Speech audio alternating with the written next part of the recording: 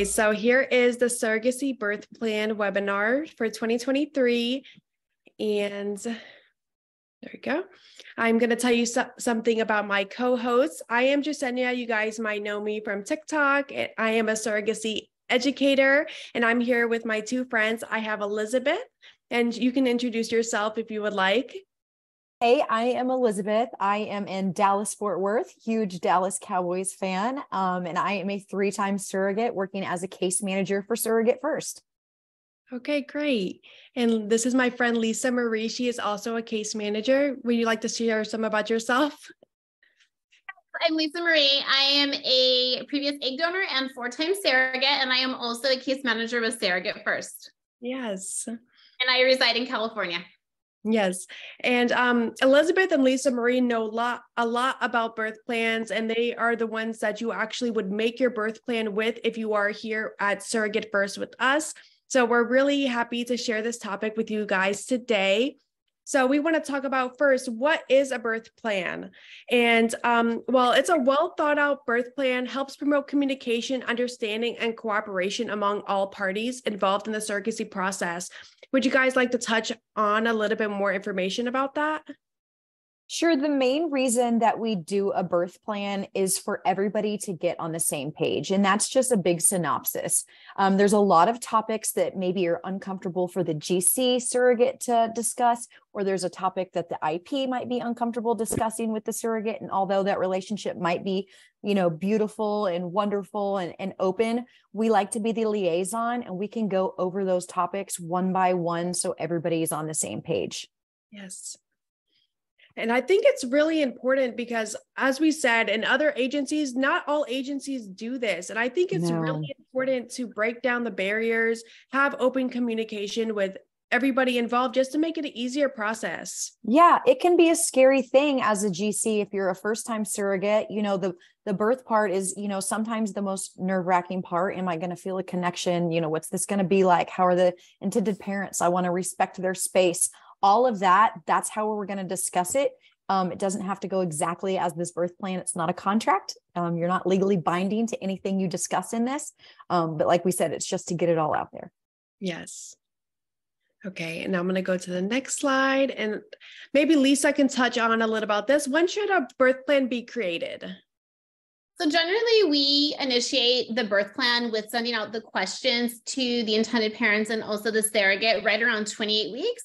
Yes. Then we'll go ahead and give them time to review those, answer the questions, and then we schedule a Zoom call to go over these questions with the surrogate and the IPs and also the case manager. Yes, I think that's a perfect time to start working on a birth plan, just because it's at the end of it's at the third trimester, and I think it's a perfect time to start it, open the communication, and to get it started. It's a time where it seems to really get real. It's the call where everybody's like, oh, this is happening. Like it's going to come. Yeah. Okay.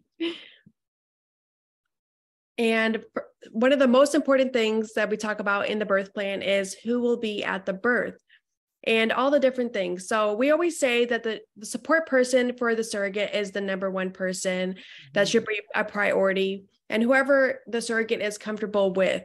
But there are things that we have to discuss during this time about how many people that the hospital allows to be in the room. What if the IPs don't make it to the birth, and who will care for the baby in a scenario like that? For example, if a surrogate doesn't want the baby to be in her room, like who's going to make medical decisions? These are all different things. Do you guys want to touch on a little bit about that? Go ahead, Lisa. Okay, so I think it's really important for the surrogate to feel supported. So whoever that support person may be, it could be your spouse, significant other, family member. Sometimes moms will want to come, meaning the surrogate's mom or a sister, whoever you feel is supportive of your surrogacy journey and would be, good in the delivery room. In a case where there's a C-section, it's a little bit different. Most hospitals have guidelines, which sometimes they're able to be changed, but for the most part, it's one person. So a lot of times that would be your support person. However, sometimes there are special circumstances that can be made in surrogacies with permission from the hospital and the anesthesiologist, where you might be able to have one intended parent in the room. And that's a case-by-case situation. So it's just really important that you feel supported as a surrogate and that your IPs are also comfortable as well. In the event, say your IPs are international and they do not make it, maybe you have preterm labor or for whatever reason they didn't make the flight, we would then talk about who would care for the baby. If the GC, meaning the surrogate, is comfortable, the baby can be in room with surrogate, or sometimes there are nursery capabilities, depending on the hospital. The other thing is sometimes we have a power of attorney, which basically gives that individual decision-making rights for the baby, for medical decisions. And that's something that the attorneys would draft ahead of time in that case. Yeah. Another important thing about who will be at your birth, and it's a little gray areas, you need to know where those people are going to be standing. Yeah. We often don't think about that. Usually intended fathers are a little more quiet. They don't want to feel invasive to the surrogate whatsoever. The intended mother, more often, not always, wants to be a little bit more involved and close. And this is where we decide, are you okay with, down there access? Or usually it's everybody stays, up at the top during birth. And that's with whatever comfortability both parties are at. So that's an awkward topic that, we're the ones that we want to bring up and say, hey, are you okay with the father being in the room? Are you okay with the mother being, down there and watching baby be born? And so these are the topics that it's not just who's going to be there, it's who's going to be there and, seeing things. Yes. And I think it's great that case managers work as like the middleman in scenarios like this, just to make it easier for everybody to talk and open up about these discussions. Yeah. Right. Okay. And the next question is, will anyone be taking photos or documenting? So lots of people would love to take pictures of their baby being born. Maybe the surrogate would love to take pictures. And that's something that we definitely have to discuss prior to giving birth. So what do you guys have to say about this? Like, what do you guys think?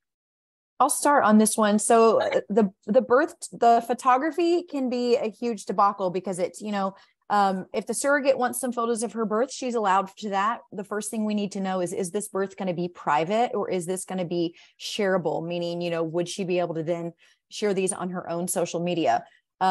We also want to know if the intended parents want actual live birthing shots, the more graphic. Sometimes those are okay and they're beautiful. They probably won't be shared, but if everybody's on board, again, it's a uncomfortable topic that, we as case managers are the liaison to bring up.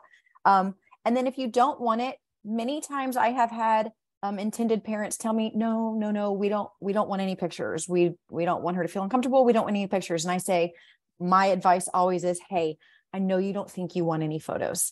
But I promise you, if you snap a few photos, if your husband snaps a few photos, if you ask a nurse to grab a few photos, even if you just keep those to yourself and never show another soul, you'll never regret having them. So just make it a consideration if everybody's comfortable. Yes. I think it's really important for the IPs to have some type of memory. I mean, we all have our memory in our mind, but later on, there might be a time where when the IPs share the surrogacy with the child, if that's their choice, that the child may ask, what their birth story was. It just depends on, what the dynamics are of the relationship, but oftentimes this is something, that may be considered. And I think it's important, for this to be discussed in the pre-birth plan phone call with the IPs and with the surrogate as well. Absolutely. And if your intended parents don't make the birth, my last birth, the intended parents didn't make it in time. I was too fast. I had my husband grab the cell phone and get what he could just because they weren't there to experience it. So that's an option also that we need to, talk about. Yeah. And as a surrogate, it was really important for me to get those first photos of the family with their baby. Yeah.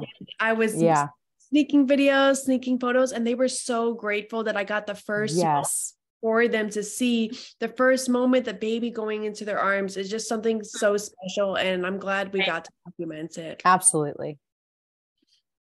Okay, so the next topic is GC baby contact.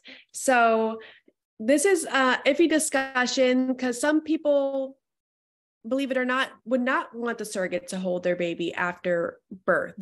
So it's definitely to discuss the intended parents, how they feel about if it's okay if the surrogate can hold the baby and if they're perfectly okay with it. And what do you guys think about that? I'll go first on that one. I think it's very important for the surrogate to be able to hold the baby. If you have a good relationship with your IPs, and of course, going into this, we all want that kind of relationship. And a lot of times it happens. Sometimes it doesn't happen, or sometimes the intended parents are not comfortable for whatever reason. It could be cultural issues. It could be issues of their own, depending on what their IVF journey has been prior to this. But I think it's very important for the surrogate to be able to hold the baby, because I think that's a form of closure as well, and a form of just feeling like, even though this journey is over, it gives them just a really good feeling inside. And I just think it's a beautiful thing. I will say, usually this in our intake department, when you are applying to be a surrogate, this is usually talked about during your match meeting, that if you'd like to hold the baby, because this is an important factor that most surrogates usually do want to hold the baby. And as we said, there's some cultural things where some don't, and sometimes it's a private journey and, you know, it's over. So, but yeah, if this is going to be the extended contact, are you going to come visit your GC in her room after? Are you going to, the baby will recognize that surrogate's voice. So it's neat to find out, but yeah, everybody has to have their own comfortability level. We absolutely want to give the intended parents all that space and all of that bonding time and skin to skin that they want. Yes. That's amazing. I definitely think holding the baby was a form of closure for me. Yeah. I was very happy to hold the baby for the little bit of time and be like, here, now go to your mom and dad. Yes. Right. Yeah. Yeah. Love. Yeah. But it was really important to me to be able to hold the baby. Yeah. Okay. And breast milk and pumping. So this is not for everybody. Right. Doing a surrogacy journey. Like in my surrogacy journey, my family wanted to do formula, just straight up formula. So I decided to pump and donate it. But lots of intended families loved for their surrogate to breast milk, to express breast milk or pump for them. So we want to know if the surrogate is okay with it, if the family is going to be okay with it. How is that going to work? Because if the family is in different states than the surrogates, then there's going to have to be shipping and all these different things with the breast milk. So what do you guys think about that? Anything else? Yeah, I'm going to let Lisa Marie go second. I'm just going to say something quick and let her talk about her journeys. This, to me, from what I have found as a case manager, seems to be the topic that is probably the most undecided, or people change their opinions on up to the very last minute. So this meeting is to get to that. Sometimes girls are like, yeah, I'll do it. And then you're like, oh my gosh, I don't want to have to stop pumping. I don't want to go through the mastitis, things like that, or vice versa. Oh, now I feel really bonded. I've got a great relationship with this couple. I really want to provide this to them. So this is that time. Lisa Marie, how did you do with your 4 journeys? What did you guys do for breast milk formula? So all 4 of my journeys, I pumped, and I pumped for extended amount of time. My first IP journey, they were on the East Coast. So after they went back, I shipped it to them, and that was a little bit of a process, but it's very doable. I did that for 6 months for both of them. It was a sibling journey for both cases. And I went back to work as a case manager as well. So I just made sure that, you know, I had a great pumping schedule. I made sure that I pumped every 4 to 6 hours around the clock. I made sure that I made my work appointments around that so I could pump, and I did really well, and they were really thankful. When it came time to wean, I did a couple different methods to help so that I didn't get mastitis. And then in the hospital, I was able just to breastfeed the baby. I had C-section, so I was there 3 days minimum. Baby roomed in with me with intended mom for both journeys, and they were perfectly comfortable with me breastfeeding the baby. There was no concerns with attachment or anything like that. And I did just fine. And it was awesome for the baby. It was also awesome for me healing, because with the C-section, the baby doesn't pass through the birth canal the way it does in a vaginal birth. So in that case, when you're breastfeeding it, or even pumping in that case, it helps with your bleeding and your contraction and the uterus. And so my healing was really good because of that. And it also just helped me become healthy. The baby was healthy. It's a great thing if that's something you want to do as a surrogate and something your IPs want. And I will add that usually this is something that I'm touching with my surrogates throughout the journey before we get on a call, all three of us together. I don't want to blindside them and the IPs be like, yes, we want it.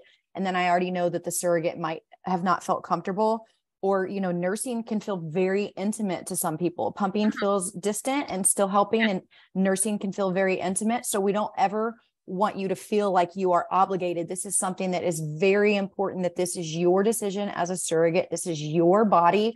You're not obligated. You're compensated, but definitely not obligated. So express any of those concerns you might have with your case manager. Yeah. I definitely felt, since my intended parents wanted to do formula from the beginning, it gave me stress relief. Knowing that I did hook to if I want to. Absolutely. So I did end up pumping for 2 months to donate it. So lots of surrogates actually do that as well. Donating their breast milk.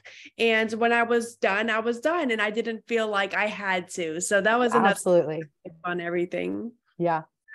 I just wanted to add to that. Now with most insurance companies, your OB can put in a prescription to whatever company for durable medical equipment that your insurance works with, and they will pay for a high quality breast pump, double. It could be like a Medela, it could be different brands.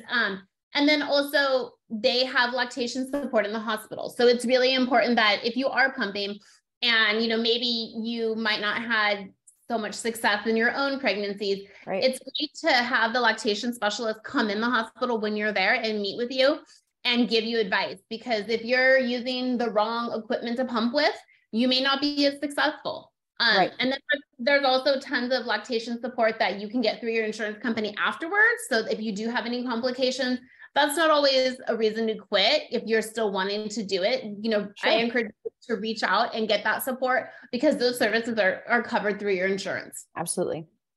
Okay, great. And now the next slide is talking about finances. So this is more of a topic for intended parents, I would say, but finances in a surrogacy birth plan are important to address. If intended parents have insurance, they should inform the provider about adding the baby to their insurance. For international and uninsured parents, arrangements for cash payment should be made, and it's crucial to communicate to the hospital that the baby won't be on the surrogate's insurance. Any medical bills received by the surrogate should be sent to the case manager responsible for all the surrogacy financial aspects. So we work with many people from all around the world and domestic couples, but sometimes they might have to be prepared to do cash payments, especially if it's international. Yeah, this sounds like a whole lot. I know that paragraph is overwhelming and you're like, wait, I'm not supposed to be part of this part.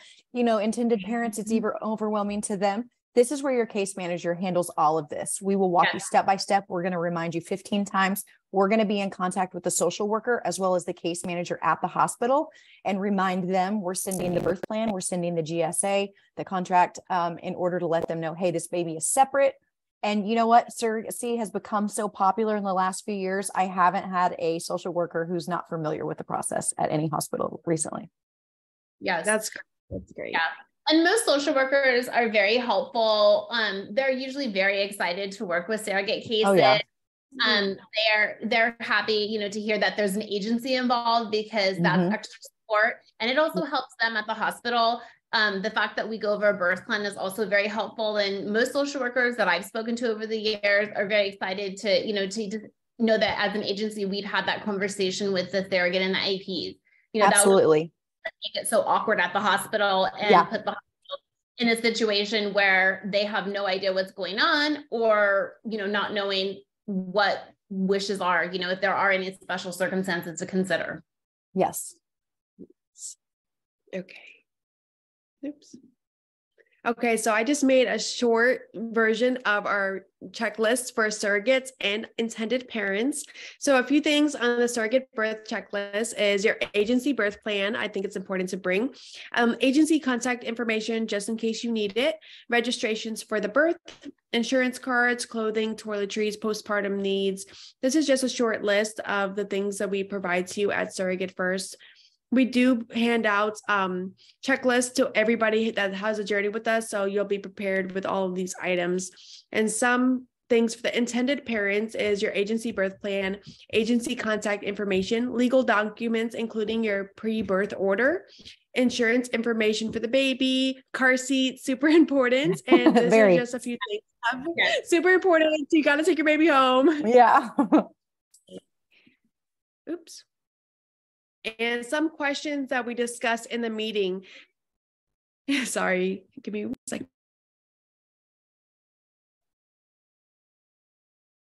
It's summer. It's okay. It's summertime, guys. It's summertime. We're all moms. Yeah. We're all moms, all of us. Yeah. We wouldn't be surrogates if we weren't moms first. Yes. Right? Exactly.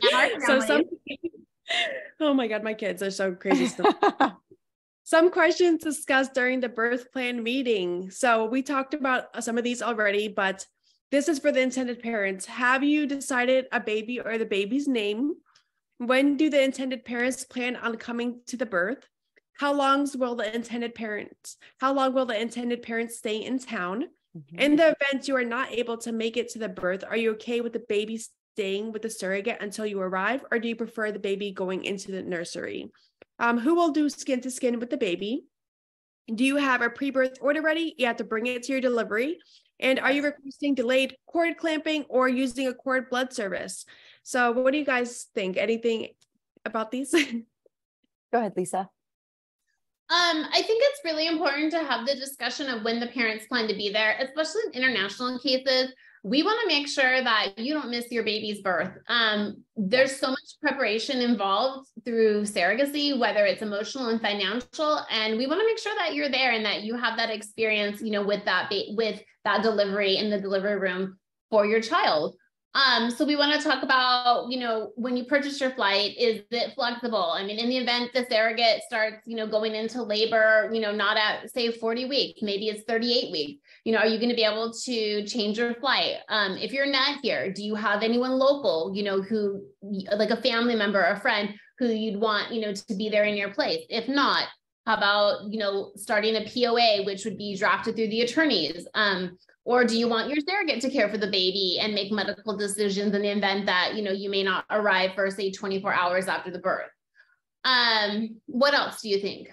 Well, there's one thing that it sounds silly to remind people, but people often forget that there is an umbilical cord. So that baby is still attached to the surrogate. So when we say who wants to do skin to skin or who wants to hold the baby first, obviously we all want the intended mom or the intended father, whoever it may be, to get that baby first. We're not trying to keep it back, but usually that doctor from vaginal births that I've had kind of throws that baby up on your stomach, and the nurses are doing their thing.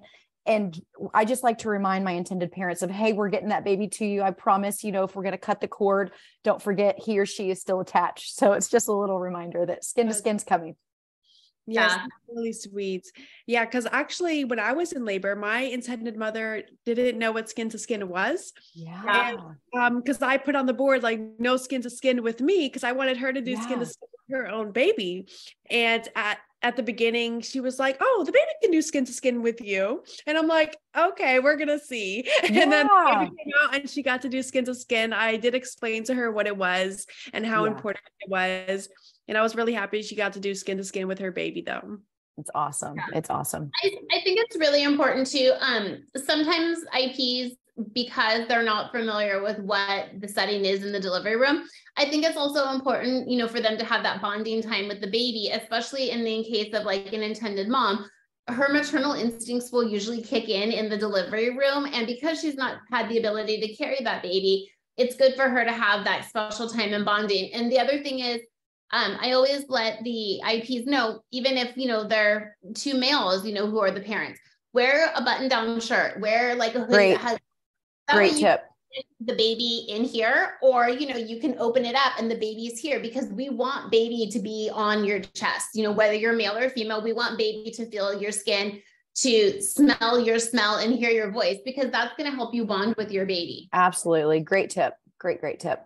Yes. I think these are all important to discuss. I wish I had a birth plan, and for so many reasons, because all of these came up, and as a surrogate, I was nervous to bring these up. And it's really awkward in the moment. I mean, it's so awkward. Yes. some of the nurses sometimes, will step in, but then sometimes they don't want to overstep boundaries. Yeah. With my prior agency, I actually initiated the birth plan after my first surrogacy. We kind of talked about it a little bit. And then after that, a birth plan came about, and it's been probably one of the most helpful things in my journey because it just makes everyone's wishes known. Yeah. Whether or not it happens, I mean, it has to do with, how the delivery goes. If it becomes an emergency C-section, well, things are going to change rather quickly, and things are going to be different, but it's good to open that conversation so it's not awkward at the time of delivery. Yeah. I mean, I think with my first journey, I felt like I had a little modesty. I was like, well, should everything like be visual? And then like after that, I was like, who wants to come in? Like anybody in the hallway want to come in and watch this birth? Like, but yeah, these are all great topics. Yeah. And if you guys have any questions, feel free to put them down in the chat box. We're about to be answering any questions that we have from our viewers. Hey guys, it's Ashley. Yes. I was just wanting to add to, I think it's important that, for those who are watching on Facebook or are in our webinar, that this all really starts with your agency at that match meeting. Yes. And it is so important that you guys are talking about these. And even if you don't have the answers as an intended parent or a surrogate about breastfeeding or it being in the room, that these are discussed. That way you guys know that you're a good match moving forward. Then it's reiterated at this point after the relationship has started to grow over the last, 8-9 months till we get to birth, or even 12 months sometimes, depending on how long it takes to get to transfer. So those of you out there, please make sure that your agency is talking about different topics that we've covered in your match meeting. And you guys start that process of thinking about it to make sure that you guys are a good match. Also, go ahead. No, you're good. That's it. No, I was just going to say, the whole wrap up of this thing is we talk about a birth plan and it sounds like I said before, concrete, but it's not, you guys. This thing can change in the blink of an eye in the instant that you're there. The main thing that we want to implement is that as a surrogate, you are getting felt supported with your body. And then as an intended parent, we are supporting you with everything based on the baby. And if we can blend those together and make it an even more magical experience. But like we said, if anybody changes their mind, that's fine. If it's related to the surrogate, she has her personal choices. If it's related to the intended parents and the baby, that's their choices. And we're going to respect both sides. Yeah. Awesome. Now I do have a question from the audience. What happens if the IPs are not on time? Do surrogates have to do skin to skin? Is that still requested, that you would ask with the parents, or what does that look like if the parents don't make it in time? My parents didn't make it in time, and they definitely wanted me to keep the baby. So I completely did skin to skin. I nursed. I even had my husband give him some formula along with it. It was, while they worked on me. So it was all just a beautiful process that can change for everybody. If some surrogates aren't comfortable, you are welcome to have that nurse take the baby, to the nursery. There are some, biological studies, not to get, emotional, that a baby should be with a human, right away. So I would kind of recommend it. If you guys look into any studies like that, I don't want to say I hate to send a baby off by itself, but if you could, think about a baby, I would prefer mine to be held. Yes, because you can go. Yeah, I agree completely. I mean, babies being taken out of like that cozy, warm environment in utero, and then just brought into like a very cold environment. So a lot of times, again, for the surrogate, her maternal instincts will kick in that she wants to comfort that baby. And that's not something that means you're going to take that baby home and you want that baby. I mean, we all go into this as surrogates knowing what our purpose is. We know that we are providing our womb for these parents because they do not have the ability, to carry themselves for whatever reason. So I feel if you're in a good place mentally and your IPs are okay with it and you're okay with it, I think it's great. Sometimes it doesn't work out that way, especially in the case of like maybe a C-section. You could be in recovery. It could be an emergency C-section where there might have been complications. And in that case, like that's very understandable because we want you to be healthy. We want you to be cared for. And then in those cases, a lot of times one of the nurses will hold the baby and love on the baby because who doesn't love a new baby? Were you guys, I just want to ask, our group and team here, were you guys nervous for your first surrogacy? I remember being so scared that I was going to be attached. And I remember the instant they threw her up on my chest, I was like, oh, like the connection's not there. Like, I love her, but like the connection's not there. Did you guys have that fear?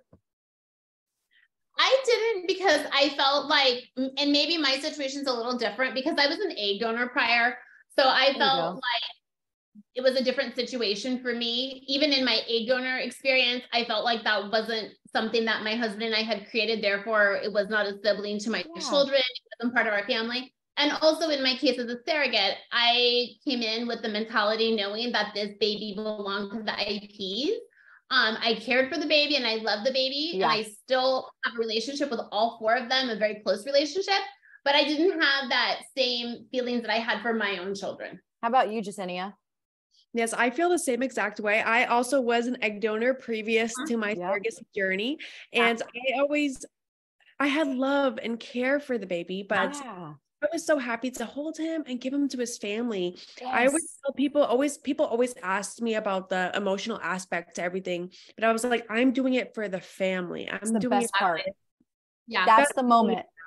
That's the addicting moment right there, is that handoff. Yeah. Yeah. And I feel like it's the icing on the cake. I mean, that's kind of cliche, but you go through all of that process from the very beginning all the way through the day that that baby's born.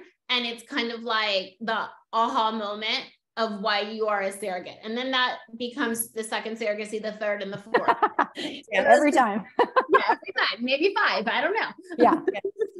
And I want to thank everybody that was joining our webinar today. I have Elizabeth's email right here. It's Elizabeth@surrogatefirst.com and Lisa Marie at surrogatefirst.com. They are the experts when it comes to doing a birth plan. So you guys can feel free to email them with your questions.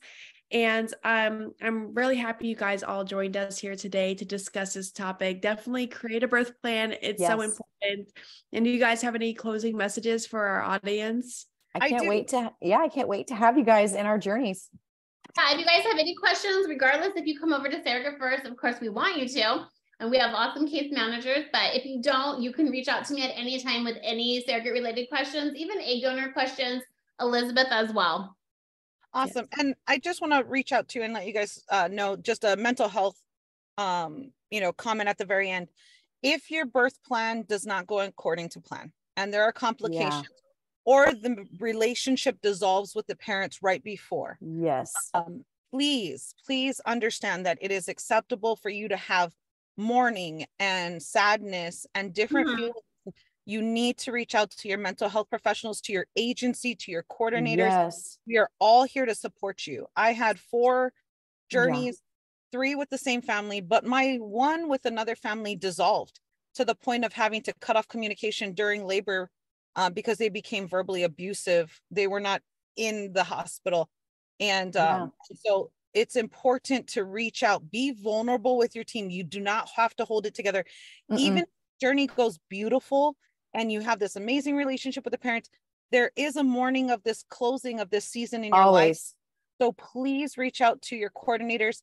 Surrogate First is launching in the next couple months, open to all surrogates, not just Surrogate First, a postpartum program where we will have monthly mental health therapists. You will be able to meet with them. We'll have our health and wellness program for your mind, body, and soul. So whether you're a surrogate with us or you're a surrogate just in the community, please understand that Surrogate First is looking forward to supporting you through that postpartum. Yes, I love that. It's so important. Yeah. And I also feel like as a surrogate, because I'm always a surrogate first before I'm a case manager, don't be afraid to ask for what's important to you. Don't be afraid to bring it up. I mean, obviously within reason, we can't always accommodate every single request. But I think as an agency, whether it's our agency or any other agency that you apply with, I think it's important to ask for what's important to you. And most IPs will be very accommodating because they are just so extremely grateful that you have, opened your heart and your willingness to want to carry a child for them, because most IPs have gone through such a long road of their own infertility and loss that they're just excited to get to this point. Absolutely. Thank you guys so much for today. Yeah, appreciate your time and joining us. Yes, thank you guys all so much.